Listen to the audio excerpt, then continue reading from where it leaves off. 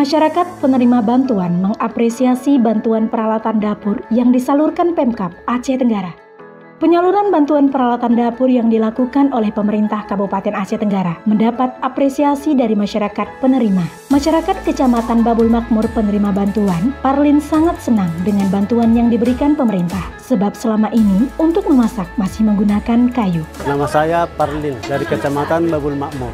Kami merasa senang karena bantuan ini membantu peralatan rumah tangga kami. Kami selama ini memang menggunakan kayu api, jadi itu kami berterima kasih lah karena bantuan ini. Ini yang kita harapkan. Kepala Dinas Sosial Bahagiawati berharap bantuan yang telah disalurkan selama 2 hari sejak 31 Januari hingga 1 Februari 2024 dapat membantu meringankan beban masyarakat. Apalagi penyaluran dilakukan langsung kepada masyarakat yang masuk dalam daftar penduduk miskin dan miskin ekstrim di Aceh Tenggara.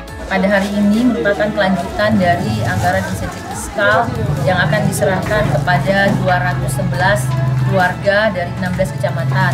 12 kecamatan tersebut seluruh warganya sudah berhadir di sini. Penyerahan pada hari ini akan selesai secara tuntas, kita serahkan kepada 211 warga masyarakat di 16 kecamatan. Selama ini mereka memasaknya dengan kayu api, tapi sekarang mereka sudah pakai gas. Selanjutnya mereka juga memasak nasinya dengan magicom. Jadi peralatan-peralatan yang biasanya tidak mereka dapatkan, sekarang mereka dapatkan secara gratis dengan anggaran insentif fiskal. Pemerintah Kabupaten Aceh Tenggara melalui Dinas Sosial menyalurkan sebanyak 211 paket bantuan yang disediakan menggunakan dana insentif fiskal. Paket bantuan berisi 10 peralatan dapur berupa alat masak, kompor, tabung gas, dan regulator, hingga penanak nasi listrik.